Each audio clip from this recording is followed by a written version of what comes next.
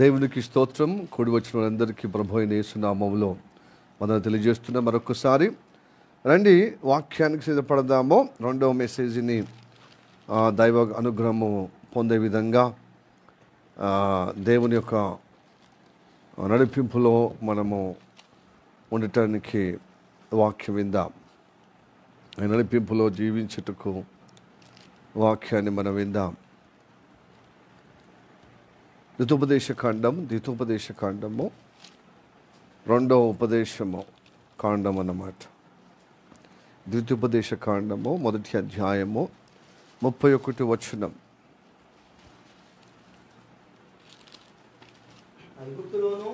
ఐగుప్తులోను అరణ్యములోను మీ కొరకు చేసినట్టు మీ పక్షమున యుద్ధము చేయును. మీరు ఈ చోటికి చేరు వరకు మీరు వచ్చు మార్గములంతటిలోను మనుష్యుడు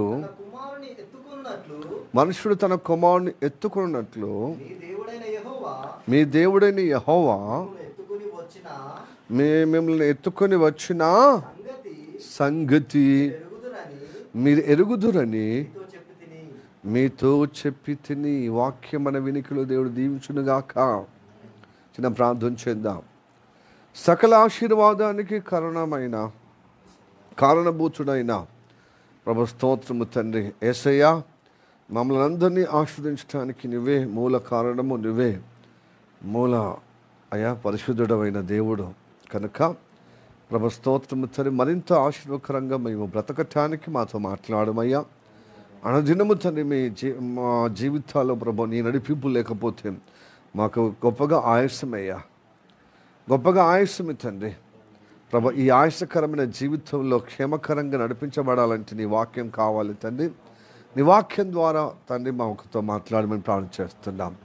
ప్రభు కుమారుడు ప్రేమించినట్లుగా ప్రభు మమ్మల్ని ఎత్తుకునే విధంగా అయా సమస్యలతో ఇబ్బందులతో ప్రభు ఉంటున్నప్పుడు మేము ఒంటరిగానే ఉన్నామేమో అనే ఒక్కొక్కసారి ప్రభా మా జీవితంలో ప్రభా అయ్యా అలాగ కనిపిస్తుంది అయ్యా. కానీ బాధల్లో కూడా ప్రభా మా కొరకు నువ్వు బాధపడుతున్నావు, శ్రమల్లో కూడా మా కోసం శ్రమలు పడుతున్నాం అయ్యా. ప్రభు స్తోత్రంతో వేదనలో ప్రభా మా కోసం వేదన పడుతున్నాం అయ్యా. ఒంటరిగా మాతో ప్రభా నువ్వు తోడుగా ఉండి ఆదరించుటకు సిద్ధంగా ఉన్నావయ్యా.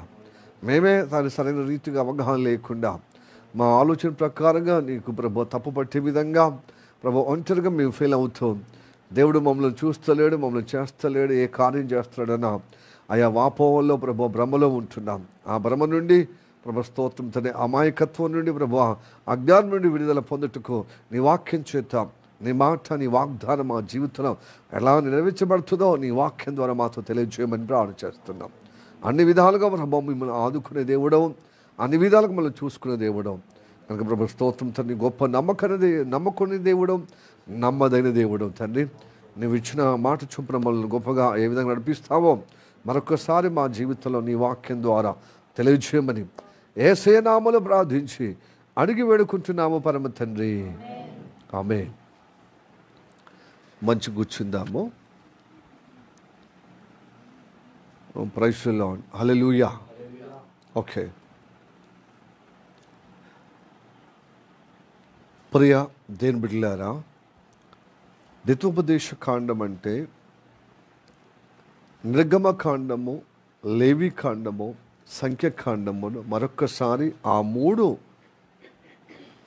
పుస్తకాలను గ్రంథాలను మళ్ళొక్కసారి వివరిస్తున్నాడు మోషే. మరొక్కసారి వివరిస్తున్నాడు. ఈ 3 గ్రంథాలు ఒక గ్రంథంగా చెప్పే తత్వాన్ని ద్వితోపదేశ కాండం అంట. ఈ ద్వితోపదేశ కాండంలో చెప్తున్న మాట ఏంటిది? మొదటి అధ్యాయం 31. మిమ్మలను ఐగుప్తు దేశం నుంచి అరణ్యానికి తీసుకొచ్చిన నేను మీ పక్షును యుద్ధము చేసి ఈ చోటుకి నేను రప్పించినది ఎలాగో తెలుసా అండి? ఒక కుమారుడు ఎలాగ తీసుకొస్తాడో అలాగ మీరు తీసుకొచ్చాను. మీ మార్గం అంతటిలో ఒక కుమారుని ఎత్తుకొని తీసుకొచ్చినట్లుగా ఎత్తుకొని ఈ ప్రాంతానికి తీసుకొచ్చినని మీరు ఎరుగుదురు అని నేను మీతో చెప్పి తిని అనే మాటగా మనం విన్నాం. ప్రియ దేని బిడ్డలారా, దేవుడు అంతకుముందే కుమారులుగా ప్రేమిస్తున్నాడు. చాలా మట్టుకు వివిధ మతాల్లో దాసులుగా చూస్తారు దేవుడు. కానీ దేవుడు మనల్ని ఎట్లాగా చేస్తున్నాడు తెలుసా? ప్రేమగా చూస్తూ కుమారులుగా ప్రేమిస్తున్నాడు. హల్లెలూయా, ప్రైజ్ ది లార్డ్. మనందరినీ కుమారులుగా చూసుకుంటున్నాడు. మన కుమారులుగా చేసుకొని కుమారులుగానే చూస్తున్నాడు. తన తండ్రి ఎప్పుడు కుమారుని మీద శ్రద్ధ కలిగి, ఆయన పని, ఆయన అభిమతము, ఆయన బాధ్యత, ఆయన గురి దరి అంతా పిల్లల మీదనే. నేను చేసే పని నా కుమార్తెకు, నా యొక్క సంతానం కొరకు. ప్రతి క్షణం ఆయన ఆలోచించి తన కుటుంబం కోసం, తన కోసము కంటే తన పిల్లల కోసము ఎక్కువగా చూసి వారికి గొప్పగా ప్రేమ అనురాగాలు పంచిచ్చే విధంగా వారి కోసం పాటుపడతాడు. వారి కొరకే మరి బాధ్యతగా పనిచేస్తాడు. వారిని గొప్పగా మోయటానికి ఇష్టపడతాడు. అట్లనే దేవుడు చూపిస్తున్నాడు. చాలా మట్టుకు ఏమనుకుంటున్నామంటే, దేవుడు ఆయన అక్కడ ఆకాశం నుంచి చక్కగా కూర్చొని మనని చూస్తున్నాడు అనుకుంటాం. లేదు, తన కుమారులుగా చేయటకే దేవుడు మొట్టమొదటిగా ఆదామవ్వలను తన పోలిక, తన రూపం. అయితే ఆయన మాట విన్నప్పుడు, తన కుమారులుగా ఉంటే ఆయన మాట వినినప్పుడు దూరం పోయాం, కుమారులుగా కాకుండా పోయాం. ఈ చెడిపోయిన లేకపోతే చెరపట్టబడిన ఈ మానవ జాతిని మరలా తన కుమారులుగా చేయుటకు ఆయన నిబంధన ఏర్పాటు చేశాడు. ఆయనే స్వయంగా ఆ నిబంధన పరిపూర్ణంగా చేసుటకు, స్థాపించుటకు తన ఏకైక కుమారుడు, తనలోనున్న ఒక భాగమైన ఒక వ్యక్తిత్వమైన యేసు ప్రభు రూపకంగా తన జనతే కుమారుని నడిపించాడు. భూమి మీద ఉద్భవించాడు. తన ఒక్కగానొక కుమారుడు మనకు ఇవ్వటకు వెనక తీయలేదు. ఎందుకంటే ఆయన ప్లేస్లో మనందరినీ కుమారులుగా చేసుకున్నటకు ముందుగా ఎలా చేశాడు? తన ప్రియ కుమారుని మీద మన దోషము పెట్టాడు. ఎందుకు? ఆయన ఒక్కరిని చంపితే మన దోషాన్ని బట్టి ఆయన ప్లేస్లో మనమందరినీ కుమారులుగా చేసుకోవటానికి. హల్లెలూయా చెప్పండి. ఎంత గొప్ప అద్భుతమైన ప్రేమ అండి. తన ఒకగానొక కుమారుని మనకి ఇవ్వటకు, మనకు దారపోయటకు వెనక తీయలేదు. తన కుమారులు మనందరినీ చూసుకున్నాడు అన్నమాట. కనుక మన దోషములను, మన పాపములను, మన అతిక్రమములను అంతా తన కుమారుని మీద పెట్టి మన కోసము చంపేసి ఇదిగో మనల్ని బ్రతికించాడు. హల్లెలూయా. ఆయన ద్వారా మనల్ని లేవనెత్తాడు. ఆయన ద్వారా మనల్ని రక్షించాడు. ఆయన ద్వారా మనల్ని తన కుమారులుగా చేర్చుకొని ఆయనలో మనల్ని కుమారులుగా చూసుకుంటున్నాడు. కాబట్టి దేవుడు ఏం చేశాడు?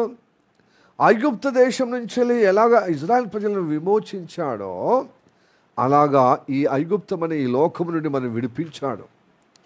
ఈ లోకమంతా దుష్టుని అందుంది, అంటే చీకటి శక్తిలో ఉంది. ఇళ్ళ నుంచి బయటకు తీసుకొచ్చినప్పుడు మన సొత్తు కాదు, ఇప్పుడు ఆయన సొత్తు. ఆయన కుమారులుగా చేసుకున్నట్టు ఆయన రక్తం ఇచ్చి మనని కొన్నాడు కనుక ఆయన స్వాస్థ్యంగా అయిపోయాం. ఇప్పుడు అనుదినము ఆయన మీద ఆధారపడి ప్రార్థన చేయటానికి మనం నిలబెట్టుకున్నాడు. తండ్రిని ఏదైనా ప్రతి అవసరత ఎవరిని అడుగుతామండి చెప్పండి? పిల్లలు ఎవరిని అడుగుతారండి? తండ్రిని అడుగుతారు. అలా తండ్రిని అడిగే విధంగా కుమారులుగా మనని ఎత్తుకుంటూ, గారాభం చేస్తూ, ప్రేమిస్తూ, మనని గొప్పగా బలపరుస్తూ, ధైర్యపరుస్తూ నడిపిస్తున్నాడు. హల్లెలూయా, ప్రైజ్ ది లార్డ్. ఈ మన జీవితంలో అరుణ్యమే. ఐగుప్తులో ఏ విధంగా ఐగుప్తు దేశం నుంచి విడుదల పొందుకొని అరుణ్యం తీసుకొచ్చాడు, మనమందరం అరుణ్యమునికి వచ్చాం. అంటే శ్రమలకు వచ్చాం. బంధత్వం నుంచి వెళ్ళి, ఈ అనుబంధం నుంచి, ఈ లోక బాంధవం నుంచి బయటకు వచ్చినాం. ప్రత్యేకత కనుక అందరూ మనకు వ్యతిరేకులు ఉంటారండి. వాళ్ళ అభిరుచి ప్రకారం నడుస్తలేము కాబట్టి అందరూ మనల్ని శత్రువులుగా, అందరూ మనల్ని వ్యతిరేకులుగా చూస్తారు. కనుక వాళ్ళ ద్వారా మనకు శ్రమలే, మనకు అరణ్య రోదనే. కానీ ఈ అరణ్యంలో నేను ఒంటరిగా వదిలిపెడతలేడు. ఇమ్మానుయేలుగా నీకు తోడుగా ఉండి కుమారుడు ఎత్తుకున్నట్టుగా నేను ఎత్తుకుంటూ తన భుజాల మీద మన మార్గములు దేవుడు నడిపిస్తున్నాడు. హల్లెలూయా, ప్రైజ్ ది లార్డ్. ఇది మనం అంగీకారంగా సమ్మతించి మన్నించి తన కృపలో విశ్వాసమందు నడిపించబడాలి. హల్లెలూయా, ప్రైజ్ ది లార్డ్. ఈ శ్రమలతోనే, ఈ అరుణ్య రోదనైన ఈ శ్రమలతోనే నేర్చుకుంటాం. మన బంధువులతోనే ఉంటే నేర్చుకోలేము, రక్త సంబంధాలతో ఉంటే నేర్చుకోలేము, మన కుల మార్గములో ఉంటే నేర్చుకోలేము, మన మతములో ఉంటే నేర్చుకోలేము. ఈ మతము నుండి, ఈ కులము నుండి, ఈ ప్రాంతం నుండి, ఈ బంధం నుండి విడిపించాడు కుమారులుగా చేసుకోవటానికి. కనుక మరి ఆ వ్యక్తిత్వం కలిగి ఉండటకు మనం ఏం చేయాలి? అనుదినం ఆయన మాట వినుకుంటూ ఆయన నామం నిలబడుతూ ఉండాలి. తన మాట నిలబడుతూ ఉన్నప్పుడు మనకున్న అవసరతలు ఉన్నాయే, బాధలు, ఇబ్బందులు, ఆయన అడుగుతూ ఉంటే సహాయం చేస్తూ ఉంటాడు. కుమారులు ఎప్పుడు తండ్రిని అడుగుతూ ఉండాలి. హల్లెలూయా. కానీ ఇజ్రాయెల్ ప్రజలు అలా అడుగుతలేరు. ఐగుప్తు దేశంలో మోషేను బట్టి మేము బయటికి వచ్చినాము, కానీ సౌలతి కావాలి, పాలు తేనెలు ప్రవహించే అందమైనటువంటి కానాను దేశం కావాలి, ఆ పరమ కానాను కావాలి మనకందరికి, అది కావాలి. కానీ ఆ దృష్టి కలుగుటకు, స్వాస్థ్యం పొందుటకు విశ్వాసంగా గురి కలిగి ఉండలేక ఏం చేస్తాం? నువ్వు రమ్మంటే వచ్చా అని ఎప్పుడైతే అంటారో తెలుసా, మనకు ప్రమాదం పొంచి ఉంచినప్పుడే. వాళ్ళు ఐగుప్తు నుంచి బయటకు వచ్చిన పొలిమేరకు, ఆ ఎర్ర సముద్రము పొలిమీరకు వచ్చినప్పుడు ఫరో సైన్యం వెంబడించినప్పుడు స్టార్ట్ అయింది సనగడం. మోషే నువ్వు చెప్తేనే వచ్చినాము, ఇదిగో మాకు ఇప్పుడు ఫరో సైన్యము వెంబడిస్తుంది, వెంటాడుతుంది, మనం తరుముతున్నారు. ఇప్పుడేంది అంటే మాకు సమాధులు లేక నువ్వు తీసుకొచ్చావా? ఐగుప్తుల్లో సమాధులు ఉన్నాయి కదా, అది లేక నువ్వు తీసుకొచ్చావా? మనం చూడటానికి వచ్చావా అని సనగడము ఆనాడు ఇజ్రాయెల్కి ఎలా ఉందో ఈనాడు మోడర్న్ ఇజ్రాయెల్ ప్రజలకు కూడా ఉంది. కొత్త నిబంధనలో పిలువబడినటువంటి ప్రజలైన ఆ భక్తులకు, ఆ నూతన ఇజ్రాయెల్ ప్రజలకు కూడా ఉంది ఈ దుస్థితి, ఈ దౌర్భాగ్య స్థితి. పాస్టర్ నువ్వు రమ్మంటే చర్చికి వచ్చాం, రమ్మంటే ప్రార్థనకు ఉదయం సాయంత్రం, ఏవి కష్టాలు పోతలేవే, ఇబ్బందులు పోతలేవే, సమస్యలు పోతలేవే. పైపెచ్చు మరి నువ్వు రమ్మన్న కాంచెలు, నీ చర్చికి వచ్చిన కాంచెలు, నీ మాట విన్న కాంచెలు ఏమైంది? ఈ ఫరో సైన్యం అంటే దుష్టత్వము ఎక్కువగా తాండవిస్తుంది, సమస్యలు ఎక్కువ అవుతున్నాయి అని వాపోతంగా దేవుడు చూడం. అభిషక్తుల్లో ఉన్న దేవుని యొక్క నడిపింపు, ఆ దేవుని మాట మనం చూడం. మనకే పరలోకం కావాలి తేరగా, కానీ ఆ గురి, ఆ నిష్ఠ, ఆ ఖచ్చితార్థం చేసుకోకుండా ఏమైనా మనిషే మాట్లాడినట్టుగా నువ్వు రమ్మంటే నచ్చినాం, నువ్వు చేయమంటే చేస్తున్నామని ఊరికినే చెప్తూ ఉంటాం. ఇది న్యాయమా? ఇది క్రమమా? ఇది అక్రమము తెలుసు, కానీ ప్రాక్టికల్గా మన జీవిత అనుభవం వచ్చినప్పుడు ఇదే ఎదుర్కొంటుంది అనుభవం.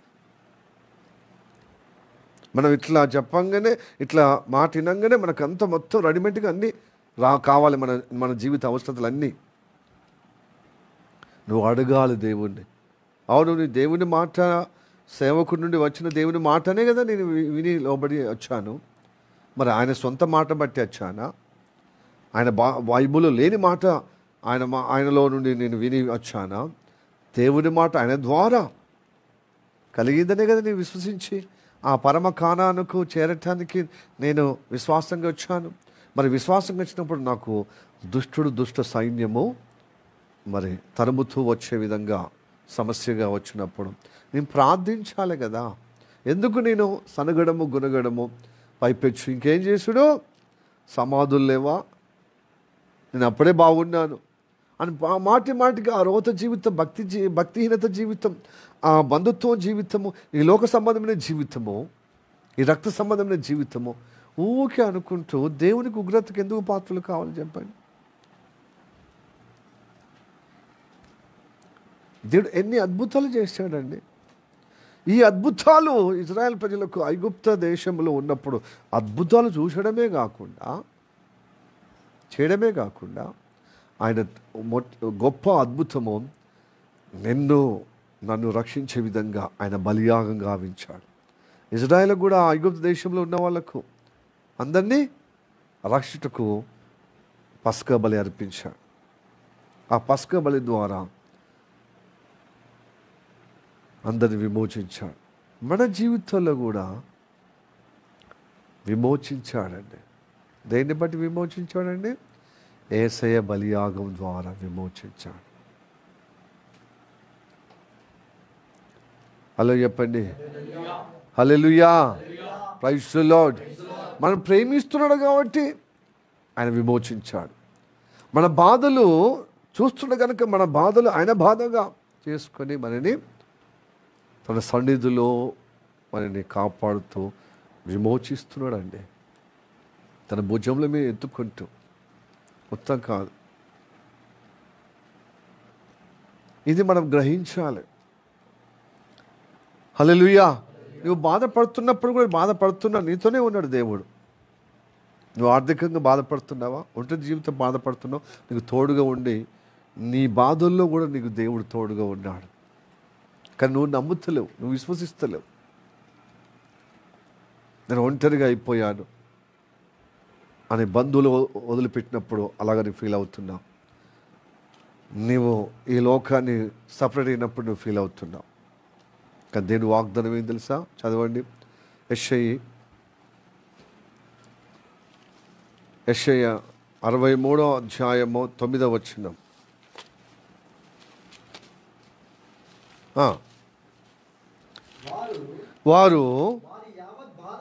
వారు యావత్ బాధలో ఆయన బాధ నొందెను, ఆయన సన్నిధి దూత, ఆయన సన్నిధి దూత అంటే యేసయ్య అన్నమాట.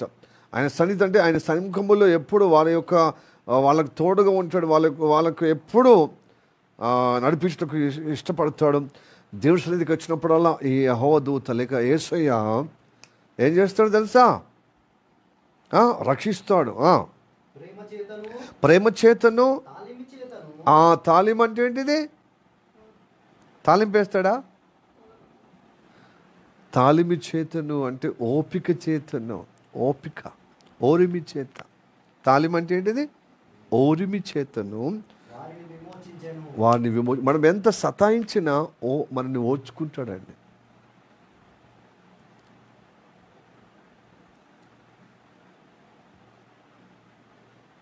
ఒదికు ఫరో సైన్యము గొప్పగా తరుముతున్నప్పుడు అందరు చిన్నపిల్లలు, గర్భవతులు, ముసలోళ్ళు, ముడిగోళ్ళు, రోగిష్లు ఏం చేస్తున్నారు? మెల్లగా వచ్చినా కూడా దేవుడేంది? తాలిమి చేత నువ్వు నడిచినంతనే నడిపించే విధంగా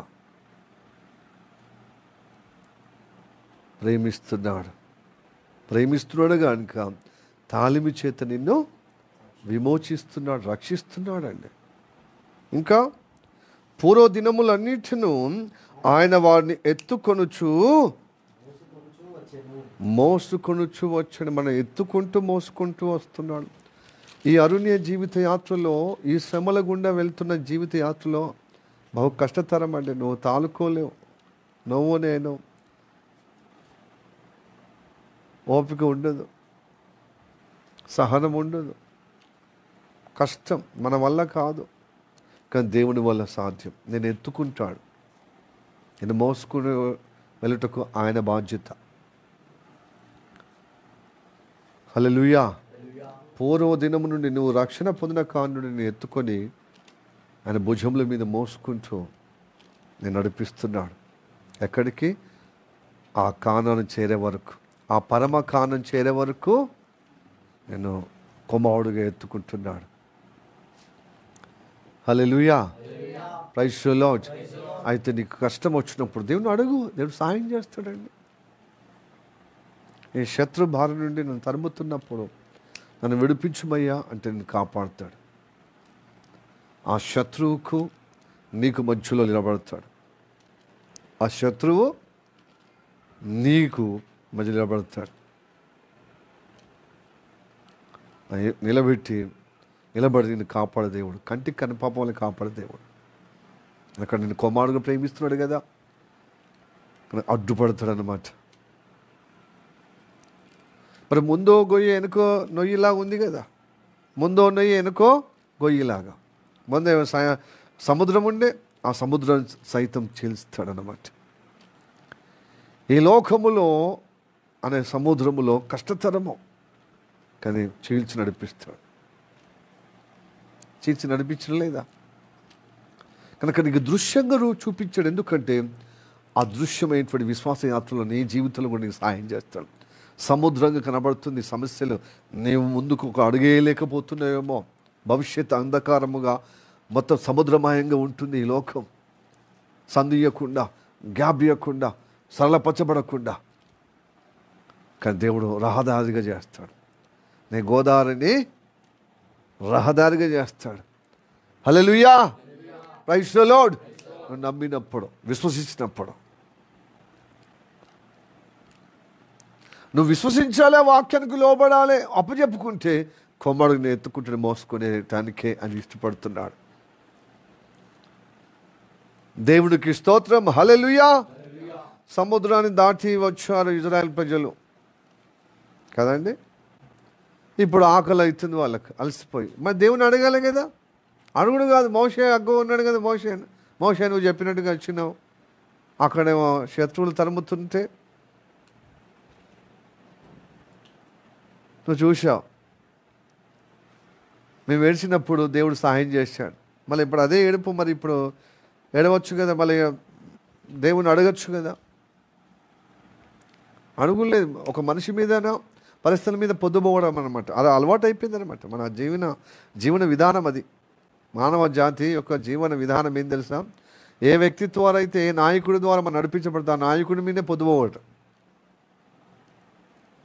ఆయన చెప్పిన ఏం చెప్తాడేమో, ఆయన చెప్పిన మాటలు వినే మనం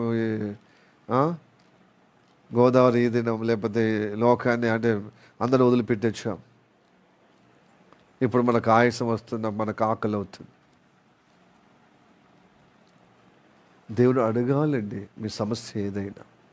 ఆయన ఏమంటే తెలుసా అండి, గద్దలాగా నేను నా రెక్కల మీద మీరు మోసుకొని వస్తున్నాను అంటాడు. గద్ద తెలుసా అండి?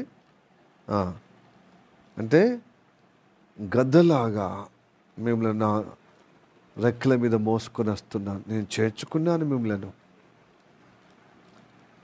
హల్లెలూయా, ప్రైజ్ ది లార్డ్. మనని గొప్పగా దేవుడు, ఎందుకంటే గద్ద చూడండి గొప్పగా మన జీవితంలో, అంటే పక్షిరాజు పిల్లలు ఏం చేస్తుంది, అది మోసుకొని ఎక్కడో తీసుకుపోతుంది పైకి. మనము దేవుని నామములో ఆధారపడి ఆయనను అడిగితే, మీరు దేవదూత తినే ఆహారము కలిగిన జీవాహారము తినడమే కాకుండా అంత గొప్ప శక్తితో బలముతో నడిపించడానికి ఇష్టపడతాడు. ఎక్కడికో తీసుకుపోవటానికంటే ఉన్నత అంతస్తులు ఎదిగించటానికి ఇష్టపడుతున్నాడు. కానీ మనం అక్కడికి భూ సంబంధమైన వాటి మీద మనసు పెట్టాం కనుక భూ సంబంధమైన అడుగుతామన్నమాట. భూ సంబంధమైనదే అడుగుతాం. ఏమైనా నశించిపోయేదే మనం ఖరాబ్ చేసుకునే జీవితమే. ఒకరోజు ఇజ్రాయెల్ ఏం చేసి తెలుసా అండి, నేను ఊకే ఈ యొక్క అడగేటప్పుడేమో అడగలేదు, మోషేనే అడిగి సనగడం, ఇంత అవస్థ అయిపోతుంది మాకు అని. మీరు దేవుణ్ణి అడగాలి, నన్ను అడుగుతున్నారు ఏందని చెప్పి దేవుణ్ణి అడిగినప్పుడు దేవుడు అద్భుతమైన మన్నానిచ్చాడు. దేవుడు మహిమ చూపించాడు. అప్పుడు కూడా అనుక్షణం ప్రతి అడుగున దేవుడు శోధించడమే, దేవుని బాధపరచడమే, దేవుని మాటలు స్మరించుకుంటూ దేవుడు చేసిన క్రియలను కృతజ్ఞత అర్పణలు చెల్లిస్తూ కొనసాగే పరంపరలో కనబడతలేదు. ఎవరి? ఇజ్రాయెల్లో. ఎప్పటికప్పుడు అప్పుడు మందమే.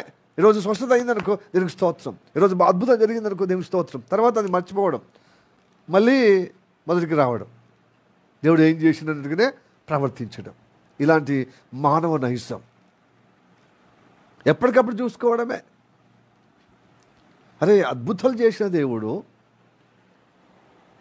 శత్రు సైన్యం అంతా ఈ యొక్క ఎర్ర సముద్రంలో ముంచిన దేవుడు, నా అరణ్యంలో నాకు ఆకలైనప్పుడు దేవుని అడిగితే దేవుడు సహాయం చేస్తాడు. సహాయం ఎందుకు చేయడు? నన్ను ఎందుకు నడిపించాడు? నాకు సహాయం చేయటానికి కదా. హల్లెలూయా. నన్ను కుమారుడుగా ప్రేమిస్తున్నాడు కదా. నన్ను విడిపించింది ఎందుకు తెలుసా? నా కుమారుడు, నా జ్యేష్ఠ కుమారుడిని నేను విడిపించుకుంటున్నాను చెప్పాడు కదా మోషే ద్వారా. తెలుసా, ఇజ్రాయెల్ అందరూ జ్యేష్ఠులట దేవునికి. నా కుమారుడైన జ్యేష్ఠ కుమారుడిని నేను విడిపిస్తున్నాను ఫరో కబ్జా నుంచి, ఫరో బందికా నుండి, ఫరో ఏలుబడి నుంచి నేను విడిపిస్తానని చెప్పాడు. చూడండి, నిర్గమకాండం 4వ అధ్యాయము, నిర్గమకాండము 4వ అధ్యాయము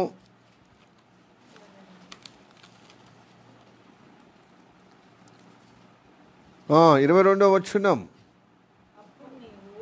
అప్పుడు అంటే మోషేతో చెప్తున్నాడు, అప్పుడు నీవు ఫరోతో ఇట్లా అనుము, ఇశ్రాయేలు నా కుమారుడు, నా జ్యేష్ఠ పుత్రుడు, నన్ను సేవించినట్లు నా కుమారుని పోనిమ్మని నీకు ఆజ్ఞాపించుచున్నాను. వాని పంపనులని ఎడలా, ఇదిగో నేను నీ కుమారుణ్ణి, నీ జ్యేష్ఠ పుత్రుని చంపెదనని. సాతాను సంతానం నశింపజేస్తాను, నీ జ్యేష్ఠ కుమారుని చంపేస్తాను, నా కుమారుని పంపి, నా కుమారుని జ్యేష్ఠ కుమారుని పంపి. ఎందుకు పంపించాలయ్యా? నన్ను సేవించడానికి. మనం ఈ లోకం నుంచి విడుదల ఎందుకు చేయబడ్డాం తెలుసా అండి? తన కుమారుడుగా, జ్యేష్ఠ కుమారుడుగా. ఎందుకు తెలుసా అండి? దేవుని సేవించటానికి. ఇంకో పని లేదు. హలో, దేవుని సేవించడానికి పని చేస్తున్నాం, నేను గుణపరుస్తున్నాం. తినటానికి కాదా, పని చేయటానికి కాదు. దేవుడు నిన్ను రక్షించింది. నేను రక్షించింది ఎందుకు తెలుసా? ఆయన సేవించటానికి. హల్లెలూయా. ఈ సేవించే పరంపరలో దేవుడు నిన్ను ఒక గద్ద మీద, తన పిల్లలు ఎలాగ గద్ద మోసుకుంటుంది తన రెక్కల మీద, ఎంత ఆకాశంలో విహరించే విధంగా అంతగా నేను హెచ్చింపజేయటకు ఇష్టపడుతున్నాను. ఆయన సేవించడం వల్ల ఎలా అయితే తెలుసా అండి? ఉన్నతగా దీవించబడతాం. ఆయన రెక్కల మీద మోసుకొని గొప్పగా దేవుడు నిలబెడతాడు. హల్లెలూయా. కనుక కుమారులాగా మిమ్మల్ని ఎత్తుకొని మీ మార్గంలో నేను నా రెక్కల మీద మోసుకొని నడిపిస్తున్నాను. అది మీరు ఎరగాలి. ఎరుగుతున్నామండి మనం. దేవుని యొక్క రెక్కల మీద మనల్ని మోసుకోబోతున్నాం, మోపబడుతున్నాం, మనం మోసుకుపోబడుతున్నాం. మన మార్గంలో దేవుడు మనల్ని మోసుకుంటూ ఆ పరమకాలం చేరే విధంగా మనకు దేవుడు సహాయం చేస్తున్నాడు. ఏదైనా యుద్ధం వస్తే మన పక్షమున ఆయన యుద్ధం చేస్తాడు. అరణ్యంలో మనకు సహాయం చేస్తాడు. ఈ శ్రమల్లో, ఈ వేదనలో సహాయం చేస్తాడు. హల్లెలూయా. Praise the Lord. తుంచమైన ఈ భూ సంబంధమైన ఆహారం కోసము ఏడుస్తున్నారు ఇజ్రాయెల్ ప్రజలు. మనము అక్కడ ఐగుప్తు దేశంలో ఉన్నప్పుడు కాకరకాయ, కీకరకాయ అన్నీ దొరికేది. ఉల్లిపాయలు, ఎల్లిపాయలు, తెల్లగడ్డలు, తెల్లదుంపలు అన్నీ దొరికేటి. ఇది ఏడదుంప ఏం దొరుకుతలేవు. అంత మన్నాను తిని ఏమైందట? సపవాడు, నాలుకే అంటే సపవాడుదట. ఓకే, రోజు పొద్దున సాయంత్రం ఇదే ఆహారం. దాన్ని ఏ విధంగా అంటే అది డైరెక్ట్ తిన్నా అదే రుచి, దాన్ని అప్పం చేసుకొని తిన్నా తేనె. ఒక కొత్త గానుగ ద్వారా తీసుకొచ్చిన కొత్త నూనె లాంటి రుచి. గానుగ ద్వారా తీసుకొచ్చిన కొత్త నూనె ఉంది కదా, ఆ రుచి. పల్లీల వేరుశనగ నూనె ఉంటుంది కదా, ఆ రుచి, ఆ పల్లీల రుచి, లేకపోతే నువ్వుల కొత్త గానుగ తీసుకొచ్చిన రుచి, అది తిని తిని బోరెక్కి వాళ్ళకి ఐగుప్తు దేశంలో కుండలతో అండుకొని తిన్నటువంటి గుర్తుకొస్తుందన్నమాట. ఏం నాన్ వెజిటేరియన్ లేదు, అంత నాలుకంతా సప్పబడ్డది. కొంతమంది ఈ స్పెషల్ నాన్ వెజిటేరియన్ కోసం కూడా చర్చికి రాలేని వాళ్ళు చాలామంది ఉన్నారు. తిండికి బండి కట్టేటోళ్ళు. చాలా అవమానకరమైన పరిస్థితి. దేవుడు ఇవ్వడు అది తుచ్చమైనది. దేవుడిచ్చే ఆహారం నీకేమో శ్రేష్టంగా అనిపిస్తలేదు, కానీ ఈ భూ సంబంధమైన ఆహారం నీకు జ్ఞాపకం వచ్చి చూడ చూడ రుచులు చూడటానికి అనుభవించడానికి ఇష్టపడుతున్నాం. దేవుడు నడిపింపు నువ్వు ఎంజాయ్ చేయాలి. నీకు ఏది ఇస్తే దాంట్లో నువ్వు సంతృప్తి చెంది సంతోషించి గణపరచాలి. దేవుడు సహాయం చేస్తాడు, నాకు ఇస్తాడు దేవుడు.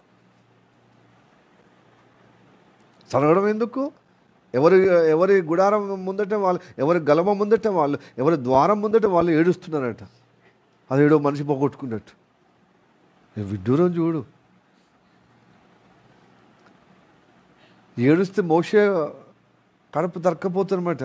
ఆయన ఎందుకు ఏడుస్తున్నా, ఏమైనా అయిందా? ప్రతి ఒక్కడు చెప్తలేడు, ఏడిసేదే ఏడుస్తున్నా. అడగంగా కూడా అన్నాడంట. ఎందుకు ఏడుస్తుంది తెలుసా? తిని అరగకుండా ఏడుస్తున్నాం అంటే మన్నాను తిని తిని బోరెక్కింది, మాకు నాన్ వెజిటేరియన్ లేదు కాబట్టి ఇప్పుడు దేవుడికి కోపం రగులుతుందన్నమాట. తిండి కోసం ఏడుస్తున్నది ఎంత దౌర్భాగ్య స్థితి. నేను దేవదూతలకు తినబెట్టేటువంటి ఆహారము, తినే ఆహారం ఇచ్చినదే, దానిలో సంతృప్తి లేదట, దానిలో బలము, సారము, శక్తి, బలము లేదట, సారము లేనటువంటి ఆహారము ఇచ్చి మమ్మల్ని ఈ విధంగా అరిగోస పెడుతున్నాడంటే, ఈ అరుణ్యంలో ఎట్లా పడితే అట్లా పిల్లలు లేరు, గర్భవతులు లేరు, ముసలోళ్ళు లేరు, ముడిగోళ్ళు లేరు, అందరినీ తీసుకుపోతుంది. మాకు ఈ ఆహారం నాకు రుచి అనిపిస్తుంది, మాకు మటన్ తింటే మాకు శక్తి బలం వచ్చి ఎంచక్క సంతోషంగా ముందుకు పోతామని దేవుడు నడిపింపు కాకుండా నీ నడిపింపు అడిగితే ఏమన్నా ప్రయోజనం, ఏమన్నా దేవునికి మహిమ ఉంటుందండి, దేవుడు సంతోషం ఉంటుందండి? మరి దేవుడు నడిపింపు కోరకుండా నీ నడిపింపు కోరడం ఏంది? ఇట్లయితే బాగుండు, అట్లయితే బాగుండని. దానికోసము చూడు, మనుషులతో పోల్చుకోవడం అనమాట, బంధువులతో, చుట్టుపక్కల ఇరుగు పొరుగు వాళ్ళతో పోల్చుకోవడం, లోకంతో పోల్చుకొని ఏడవడం, శోకం. ఈ ఏడుపులో మరణము తప్ప ఎందుకు ఏడవో తెలుసా అండి? దైవ చిత్తానుసరమైన దుఃఖము, రక్షణార్థమైన మారుమనసు పుట్టించే ఆ ఏడుపు రావాలి తప్ప, దేవుళ్ళు ఎదగాలనే ఏడుపు రావాలి తప్ప, మారుమనసు సరైన రీతిగా మార్పు పొందటానికి దేవుడికి ఆయాసకరంగా నా బ్రతుకు ఉండకూడదు. ఎందుకంటే నేను పరలోకం చేరాలి, నేను పరలోక సంబంధి. దానికి సిద్ధపడే విధంగా జీవితంలో ఆరాటం పోరాటం ఉండాలి. కానీ ఈ తుచ్చమైన ఆహారం కోసము, ఈ లోక సుఖభోగుల కోసం ఏడవడము ఎంత దౌర్భాగ్య స్థితి. ఈ లోక దుఃఖమట మరణానికి దాడి తీస్తుంది. 2 కొరింథీయులకు రాసిన పత్రిక 7వ అధ్యాయము 11వ వచనం చదవండి. మీరు దేవుని చిత్త ప్రకారము పొందిన ఈ దుఃఖము, ఇట్టి జాగ్రత్తను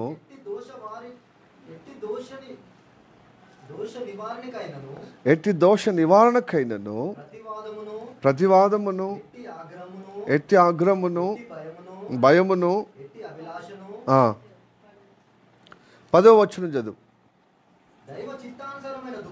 దైవ చిత్తానుసరమైన దుఃఖము రక్షణార్థమైన మారు మనసును కలుగజేయును. ఈ మారు మనసు దుఃఖమును పుట్టించదు. అయితే లోక సంబంధమైన దుఃఖము మరణమును కలుగజేయును. లోక సంబంధమైన దుఃఖం ఏం చేస్తుంది? చూడు, ఎంత తిండి ఇదా నేను పరమ కానాను కనగా పాలు తేనెలు ప్రవహించే దేశం తీసుకుపోతే చాలా రోజుకో నాన్ వెజిటేరియన్, రోజుకొక. అప్పటిదాకా ఏం చేసుడు? కొంచెం దేవుని నడిపింపులో నువ్వు సంతోషించాలి. దేవుడు అన్ని ఇస్తాడండి. ఇవ్వడా? మటన్ ఇవ్వడా? అది నిత్య జీవం ఇచ్చిన దేవుడు, పరమ కానానికి ఇచ్చిన దేవుడు మటన్ ఇవ్వడండి? నాన్ వెజిటేరియన్ ఇవ్వడా? ఇస్తాడు. కనుక అదే మనసు పెట్టద్దు. దానికోసం కాదు మన గురి దరి.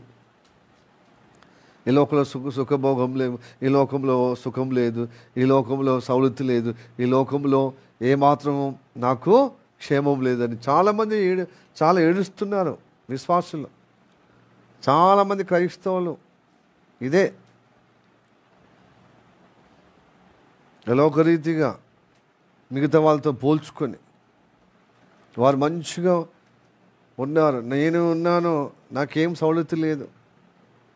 నీకున్న సౌలతి వాళ్ళకు ఉందా అండి? నీకు ఉన్న రక్షణ మిగతా వాళ్ళకు ఉందా? నీకున్న సంతృప్తి ఇంకోలకు ఉందా? నీకున్న ఆశీర్వాదం ఇంకోలకు ఉందా?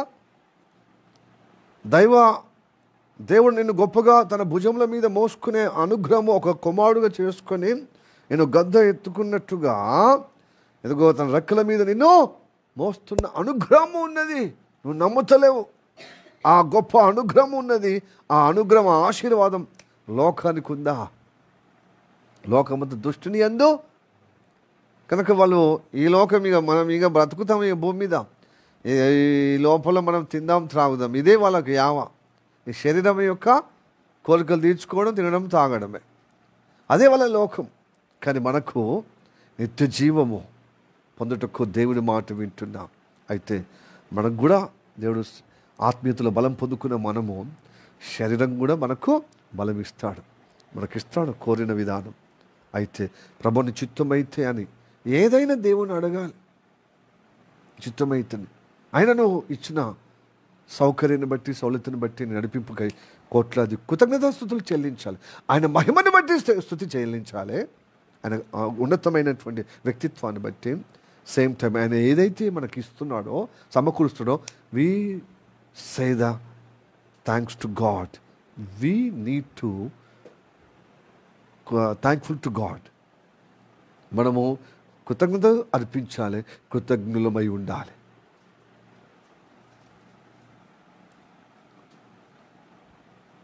హల్లెలూయా, praise the Lord, praise the Lord. నేను వేరు చేసింది ఎందుకంటే ఆయన చెప్పినట్టుగా చేయటానికి. నిజంగా నేను కరీంనగర్ నుండి నేను నా కుటుంబంలో, నా బంధువులతో, నా రక్త సంబంధంతో కలిగి సేవ చేయొచ్చు. ఎటు వరంగల్కి పోవటానికి, అటు జగిత్యాలకు పోవటానికి.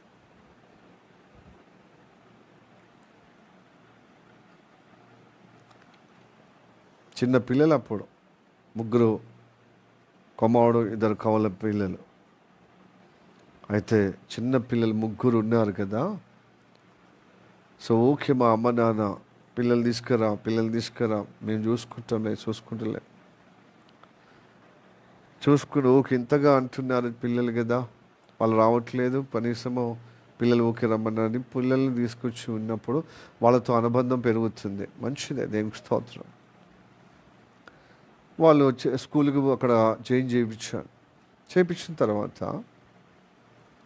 వారు పాస్టర్ మాట, ఇప్పుడు వాళ్ళ తండ్రి పాస్టర్ కదా, దేవుని మాట చెప్పినప్పుడు వాళ్ళకు దేవుని మాట కంటే, తండ్రి మాట కంటే తాతమ్మ మాటనే ఎక్కువ అయిపోయింది, గారము ఎక్కువ అయిపోతుంది. చెప్తే క్రమశిక్షణగా వినగలుగుతలేరండోయ్. తర్వాత దానికి సపోర్టు మా బంధువులు, మా మేనమామలు, మా చిన్నమ్మలు. వాళ్ళు ఎదుగుతారు ఇక.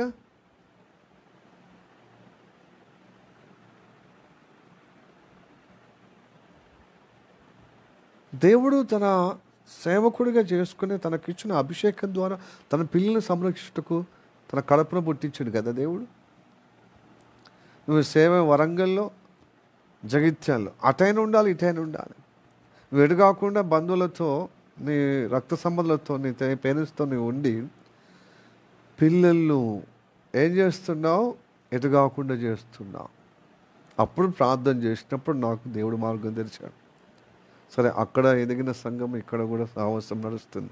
జగిత్యాలలో, వరంగల్, కొత్త స్థలములని హైదరాబాద్కు ఆ చిన్న పిల్లలు పట్టుకొని దేవుడు చూపించే స్థలములో, దేవుడు వెళ్ళమన్న స్థలములో, ఇక్కడ వెళ్ళమన్న స్థలంలోకి వచ్చాం. చూపించే స్థలములో ఇక్కడ ఉండి బాల్యము నుండి పిల్లల్లో దేవుని కృప ద్వారా, దేవుడు నాకు ఇచ్చిన భారం ద్వారా వాళ్ళను నడిపిస్తూనే వాళ్ళ ద్వారానే సండే స్కూల్ స్టార్ట్ అయ్యింది. ఇదే అన్నమాట నేను చేసేది. క్రమం అండి. నాకు సౌలత్ ఉంది, నాకు డబ్బు ఉంది, నాకు బలగం ఉంది, చాలా బలగం ఉంది, పెద్ద బలగం. ఇటు నా తల్లి వైపున, మా తండ్రి వైపున పెద్ద బలగమే కరీంనగర్లో.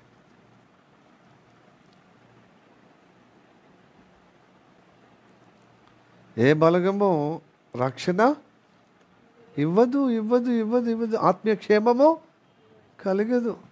రక్త సంబంధులు, రక్త మాంసం అంటే దేవుని రాజ్యాన్ని స్వతంత్రించుకో. దేవుని రాజ్య బిడ్డలుగా వీళ్ళు నిలబడాలంటే నేను సపరేట్ కావాలి. మా తల్లిదండ్రులు ఒక్క పాపనని, ఒక్క బిడ్డనని, ఇక నువ్వు ఆశపడకట. ఏ ఆశపడడం ఏంది అంటే వాళ్ళని చదివించుకో, మిగతా ఇద్దరిని. ఒకళ్ళేమో మేము మంచిగా పారమిత, ఇప్పుడు ఆ పెద్ద స్కూల్ అది అన్నమాట, కరీంనగర్లో అది ఫేమస్ స్కూల్. మేము చదివిస్తాం, ఎన్ని వేలైనా ఎన్ని లక్షలైనా. ఇక నువ్వు మేమే, ఇక మాతోనే ఉంటారు. ఈ సెంటిమెంట్లతోనే ఆయింటిమెంట్లు మూసుకోవడం తప్పించి ఉండదు. పేరెంట్స్ ప్రేమగా వాళ్ళతోనే మనం ఉండాలి, బాధ్యతగా ఉండాలి. కానీ నీ పిల్లలు ఏదో వేసవి కాలంలో, సెలవుల కాలంలో పర్వాలేదు, కానీ ఎప్పటికీ తాతమ్మ దగ్గర ఉంటే క్రమశిక్షణగా సేవకుల పిల్లలు, సేవకుడు ఎక్కడ సేవ చేస్తారో, నువ్వు కళ అయినా గంజి అయినా అక్కడనే దేవుడు చూపించిన దాంట్లోనే నువ్వు సంతృప్తి చెంది నడిపించబడాలి, సంరక్షణలో కొనసాగబడాలి. అంతే తప్ప ఈ బతుకు తీరు కోసం ఒక వ్యాపారంగా, ఒక ఉద్యోగంగా, నా పిల్లల కోసము వాళ్ళ భవిష్యత్తు ఖరాబ్ అవుతుందని చెప్పి సురక్షితమైన ప్రాంతాల్లో పిల్లలు ఉంచి జాబ్ చేసినట్టుగా, లేకపోతే వ్యాపారం చేసినట్టుగా సేవ చేస్తే వాళ్ళ పిల్లలు తండ్రికి ఉన్న అభిషేకము, వాళ్ళ తండ్రికి ఉన్న అభిషేకము, దేవుడిచ్చినటువంటి పరిచర్యలో ఆ భారముగా ఎదగరు, ఎదగరు, ఎదగరు, ఎదగరు. హల్లెలూయా. ఇప్పుడు కొంచెం ఎదిగారంటే, ఇప్పుడు ఇంటర్మీడియట్ వరకు వచ్చారు, ఎదిగారంటే ఆ దేవుడి కృప. హల్లెలూయా. కనుక నా బిడ్డలు కూడా విశ్వాసుల సమానంగానే. ఒకటి భౌతికంగా ఒక తండ్రికి అడిషనల్గా ఉన్నాను, కానీ వాళ్ళ ఆత్మీయుల రక్షణ పొందిన అనుగ్రహం గొప్పదండి. అదే నువ్వు వేరై ఫలించమన్నాడు. వేరై ఫలించమన్నాడు. ఆ బంధువుల మధ్యలో ఫలించలేం, వాళ్ళ ఫలితం ఉంటుంది. దేని ఫలితార్థమో ఐగుప్తు దేశంలో ఉండే ఫలితార్థం రాదు. అందుకోసం వాళ్ళని వేరు చేశాడు దేవుడు. మళ్ళీ వేరు చేసి ఏం చేసి తెలుసా,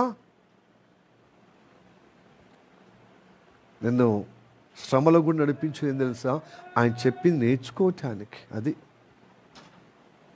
హల్లెలూయా. ఆమోసు గ్రంథంలో ఉంటుంది. నేను దాన్ని ఆకర్షణ చేసుకునే నేను ప్రేమగా మాట్లాడుతున్నాను వాక్యం ఉంటుంది. చూడండి, హోషేయ 2:14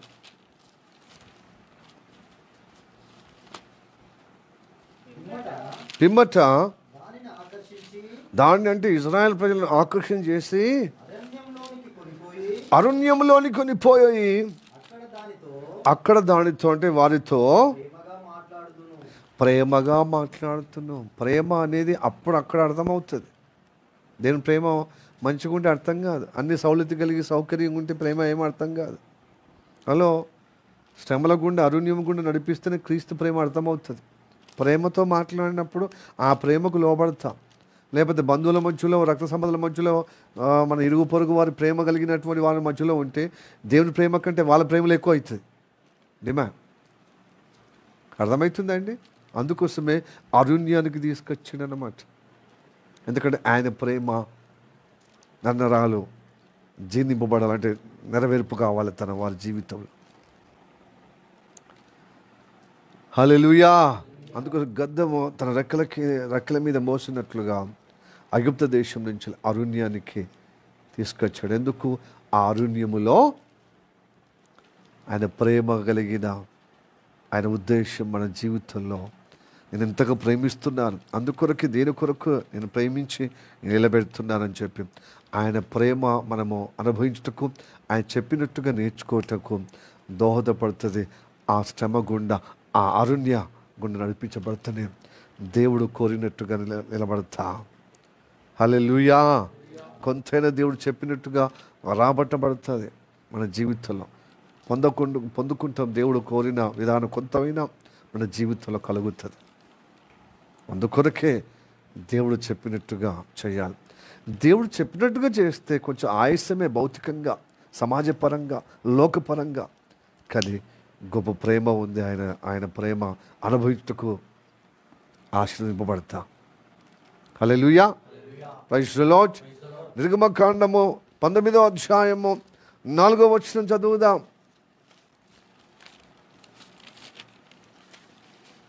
నిర్గమకాండము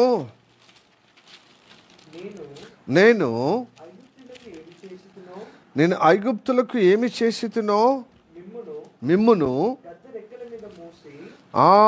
నేను ఐగుప్తు దేశంకి ఏమి చేసితినో గద్ద రెక్కల మీద మోసి నా యొద్దకు నేను ఎట్లు చేర్చుకుంటునో మీరు చూచితిరి. హల్లెలూయా.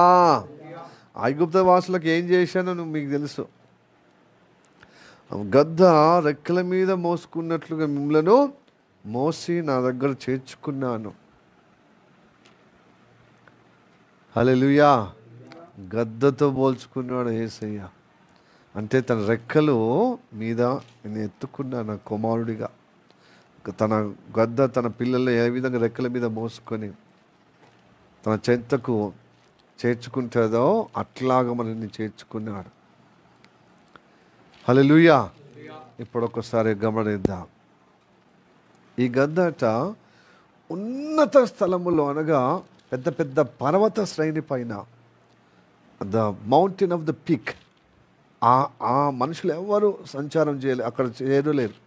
అక్కడ సురక్షితం ఉన్న దానికి అనిపిస్తే అక్కడ గుడి కడుతుంది, పిల్లలు పెడుతుంది. గుడ్లతో పిల్లలు పడుతుంది.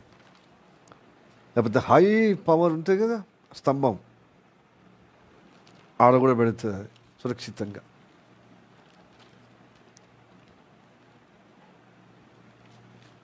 దానికి అది సురక్షితంగా అనిపిస్తే. అక్కడ హై పవర్ కూడా ఏదో శబ్దం వస్తుంది, ఏదో శబ్ద తరంగాలు లేని, అంటే ప్రశాంతమైన వాతావరణం. అంటే మేఘము కంటే ఎక్కువ అది పైకి ఎగురుతుంది తెలుసా అండి. గద్ద ఎగిరినంతగా ఏ పక్షి అంత హైలో అక్కడ తీసుకుపోయి తన పిల్లలు గూడుగా సురక్షితంగా గూడుగా పెట్టి నిర్మించి ఆ పిల్లలు పెడుతుంది. పిల్లలు పెడుతుంది కదా. మనల్ని కూడా ఉన్నత స్థలములో ఉన్నతగా అక్కడ పెట్టాడు అనమాట దేవుడు, పైవారుగా ఉండటానికి, ఈ భూ సంబంధమైన ఆకర్షణ విడుదల పొందటానికి ఉన్నతగా మనల్ని తన రెక్కల మీద మోసుకొని అక్కడ పెట్టేటకు ఇష్టపడుతున్నాడు. అందుకోసం మనల్ని అర్థం చేసుకోదు. మనకు అర్థమవుతుంది లోకం, కానీ లోకం మనల్ని అర్థం చేసుకోరు. పిచ్చోళ్ళలాగా చూస్తారు, మనల్ని గొప్పగా ఇబ్బందిగా చూస్తారు, శత్రువులుగా చూస్తారు, అసహ్యంగా చూస్తారు, మనని వెలివేసినట్టుగా చూస్తారు, మనల్ని మూర్ఖులుగా చూస్తారు. అసలు అయితే వాళ్ళే ఆ స్థితిలో ఉన్నారని మనం ఆ ఉన్నతగా స్థితిలో ఉన్నప్పుడు చూడాలి. వాళ్ళ మీద జాలిపడాలి, వాళ్ళ మీదే దుఃఖపడి ప్రార్థన చేయాలి. అయ్యా వాళ్ళు కూడా విడుదల పొందుకోవాలని. వాళ్ళు భూ సంబంధమైన వాటినే మనసు కలిగి ఉన్నారు, ఎందుకంటే వాళ్ళు నశించిపోయే స్థితిలో ఉన్నారు. కానీ మనం ఏం చేస్తాం, వాళ్ళని బట్టి మురిసి ఏం చేస్తున్నాం, వాళ్ళలాగా మనం ఉండాలని లేనిపోని బాధలు తీసుకొచ్చుకొని వాళ్ళలాగా ఉండేటకు, వాళ్ళలాగా ఉద్యోగం, వాళ్ళలాగా సద్యోగం. అరే మనకు కూడా ఉంటుంది, దేవుడు ఇస్తాడు, శ్రేష్టంగా ఇస్తాడు. రక్షణ ఇచ్చిన దేవుడు ఇవ్వడా? చదివిస్తాడు, సంస్కారం ఇచ్చిన దేవుడు గొప్పగా ఉన్నతంగా నిలబెట్టాడండి. లోకరీతిగా ఆత్మీయంగానే నిలబెట్టిన దేవుడు పెట్టాడా?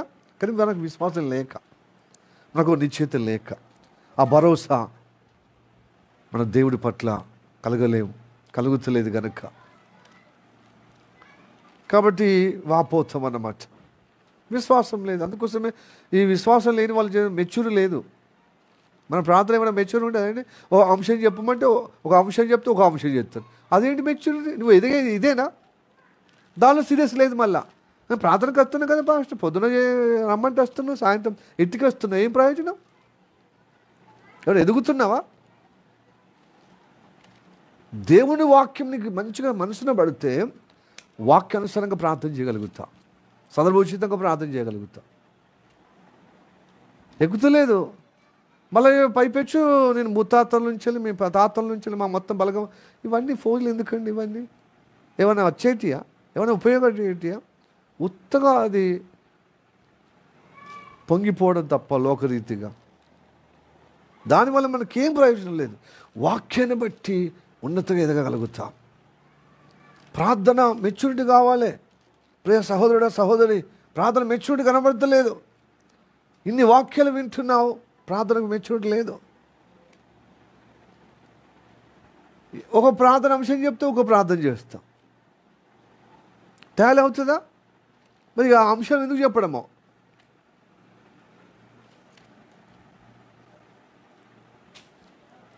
అంశంలో ఒక స్పష్టత కనబడతలేదు. ఆ స్పష్టతగా చెప్తే స్పష్టతమైన ప్రార్థన ఉండదు, గురి కలిగిన ప్రార్థన. దీనిలో ఎదగటానికి, అంతస్తు ఎదగటానికి ఆరాటం పోరాటం జాస్తి ఉండదు. కానీ భౌతికంగా ఉద్యోగము, 4 రాళ్ళు కథ, పిల్లలు చెప్పినట్టు చేసి అయిపోతుంది. ఇది ఆత్మీయ జీవితం ఎదుగుదల. అరే మనకంటే ఎక్కువ అన్యులు కూడా ఇదే కోరుకుంటున్నారు. 4 రాళ్ళు సంపాదించి ఒక జీవన ఆధారం, వ్యాపారం, ఒక ఉద్యోగం, పిల్లలు చెప్పినట్టు ఉంటుంది, సరిపోతుంది కథ. ఇదే దీనికంటే గొప్పతనం ఇక లేదు. మొత్తం లోకాన్ని జయించినంత ఫీల్ అయ్యి ఆ మంచితనంతో పోతున్నారు. అంతకంటే గొప్పతనం దేవుడు నీకు ఇచ్చాడు కదా, నిత్య జీవం. దాన్ని బట్టి సంతోషించు. ఈ పిల్లలు నా చేతికి అందుతున్నారు, వాళ్ళు కాదు, వాళ్ళైనా నువ్వైనా దేవుని మాటలో ఉన్నాం, దేవుని యొక్క కాపుదల్లో ఉన్నాం. కుమారుడుగా మనం ప్రేమించబడుతున్నాం. ఆ రెక్కల మీద మనము మోయబడుతున్నాం. ఆయన రెక్కలతో మనల్ని మోస్తున్నాడు. ఈ గొప్ప అనుగ్రహము మనం ఎదిగే విధంగా సహాయం చేస్తున్నాడు. నీకు తెలుసా అండి, గద్ద అక్కడ పెడుతుంది కదా, ఎన్ని రోజులు? కొన్ని రోజుల వరకే, 2-3 వారాల వరకే ఉంటుంది. అది ఒక 4 రోజులు అట్లా పిల్లలు కదా ఆహారం తీసుకొస్తుంది. దూర ప్రాంతం వెళ్ళి ఆహారం తీసుకొని దానికి విత్తనం పెడుతుంది. ఇంకా ఎన్ని రోజులు ఇక ఇలానే తినుకుంటూ ఉంటారా అని చెప్పి దాని మీద దాని రెక్కలు అల్లాడుతుంది అన్నమాట. ఏంటిది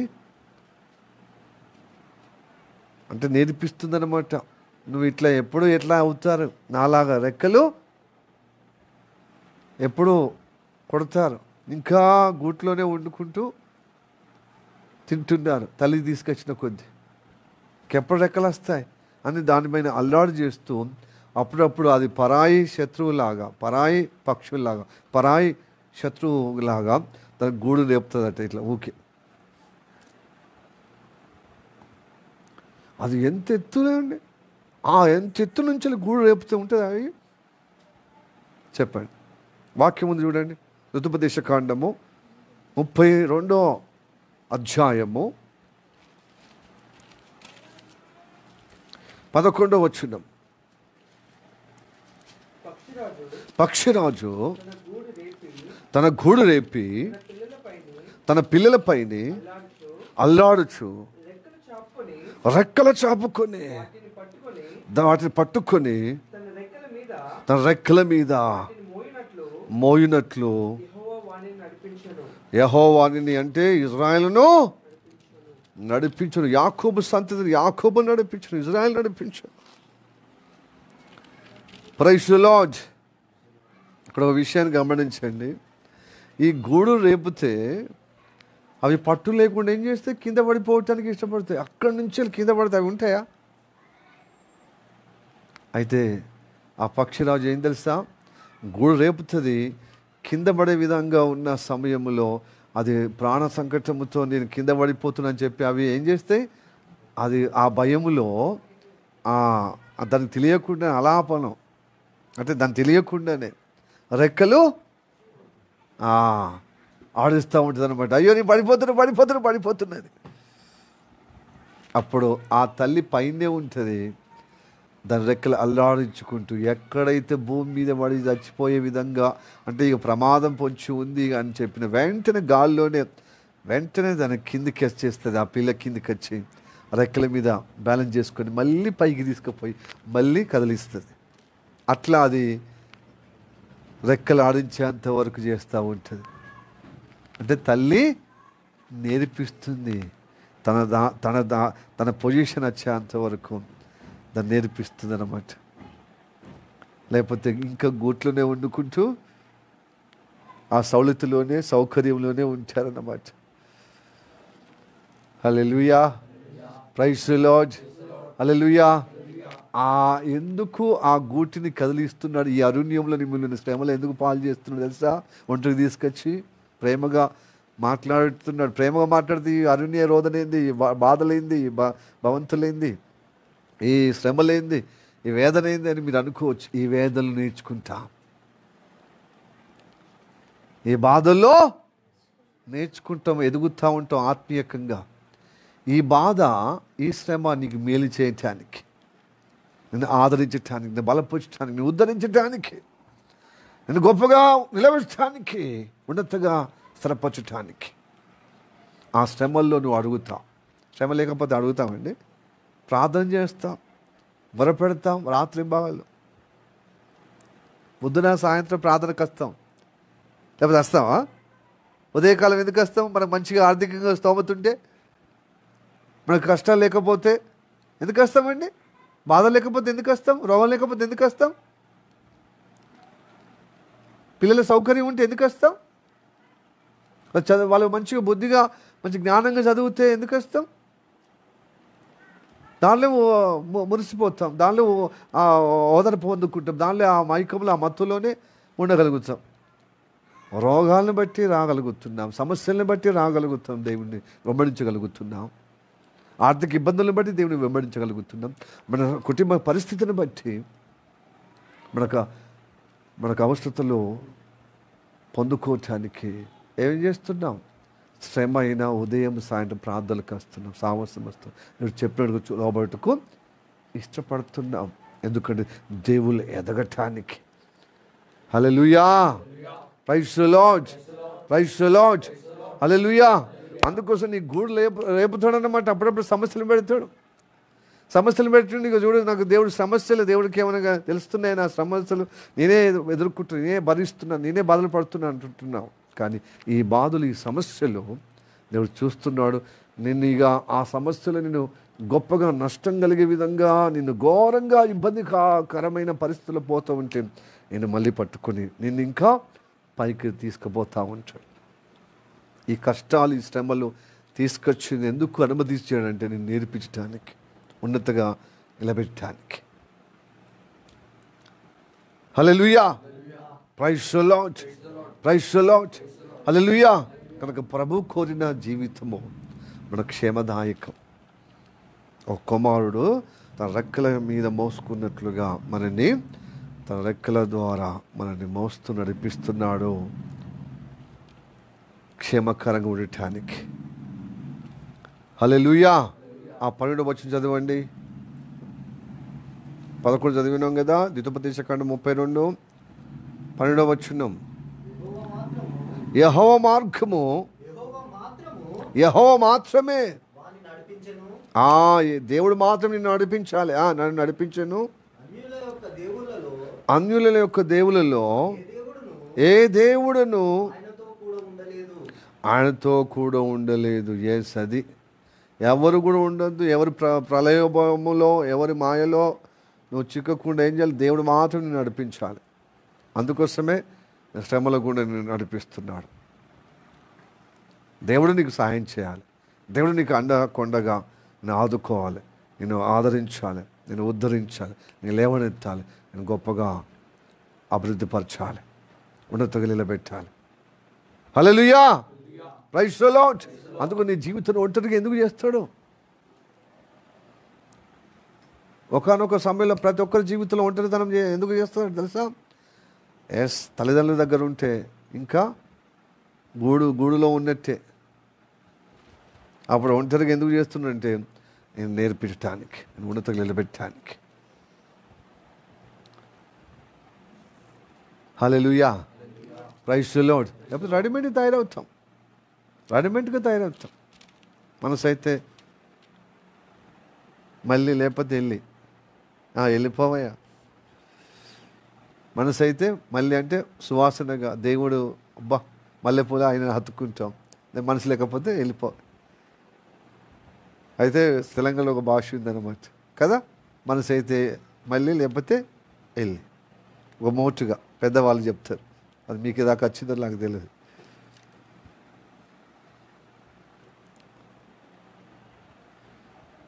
హల్లెలూయా. కాబట్టి ప్రియ దేవుని బిడ్డలారా, దేవుడు వంటి దేవుడు ఎవరు లేరు. ఈ దేవుడు నీకు ప్రాణం పెట్టిన దేవుడు.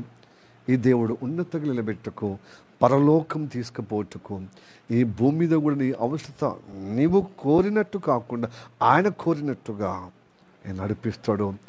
రేపు ఒకరోజు నీ ఊహకు అందని విధంగా గొప్పగా ఉన్నతగా ఈ భూమి మీద కానీ పరలోకంలో కానీ ఉన్నతగా నిలబెట్టుకే నడిపిస్తున్నాడు. అందుకోసమే తల్లి ఒడిలో చేర్చుకున్నట్లుగా తన సన్నిధిలో చేర్చుకుంటూ నన్ను ముదిమి వచ్చే వరకు ఏమేం చేస్తున్నాడు? ఎత్తుకుంటున్నాడు, గారాబం చేస్తున్నాడు. హల్లెలూయా.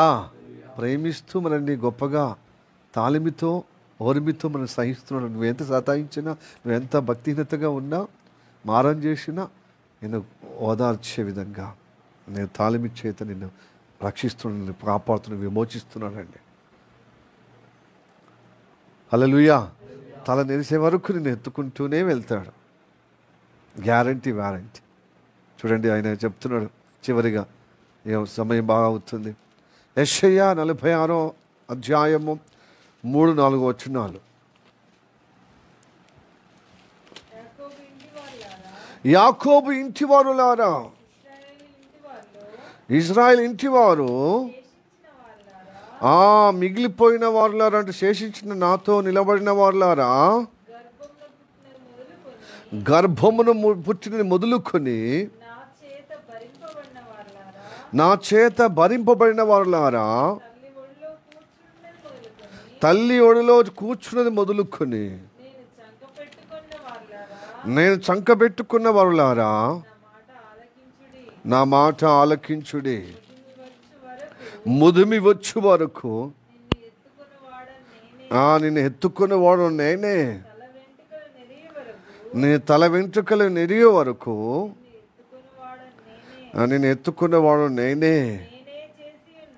నేనే చేసి ఉన్నాను. మిమ్మలను చంకబెట్టుకున్నవాడు నేనే, నేను ఎత్తుకొనుచు రక్షించేవాడను. ఎంత గొప్ప వాగ్దానం అండి. హల్లెలూయా, ప్రైజ్ ది లార్డ్. హల్లెలూయా. కన్న తండ్రి మోసినట్టుగా మనం మోస్తున్నాం. ఆయన నిజమైన తండ్రి, సృష్టికర్త, మనకందరికీ తండ్రి. మనమందరము దుష్టుని అందున్న వారంగా ఉంటే ఒకప్పుడు దేవుడు మనల్ని విమోచించాడు, రక్షించాడు. తన కుమారుడు తన రెక్కలను, తండ్రి తన రెక్కల చేత మోసుకున్నట్టు తన రెక్కల మీద, తన భుజల మీద మోస్తున్నాడు మనల్ని. తల్లి ఒడిలో చేర్చినట్లుగా తన ఒడిలో చేర్చుకొని, తన సన్నిధిలో చేర్చుకొని నన్ను ఎత్తుకుంటూ ముదిమి వచ్చే వరకు అంటే చెప్పండి, ఎవరైనా ముదిమి వచ్చి తండ్రి ఎత్తుకుంటే ఏదో అడ్డగాడిదలా ఉన్నాడు, ఏమి ఎత్తుకుంటాడా?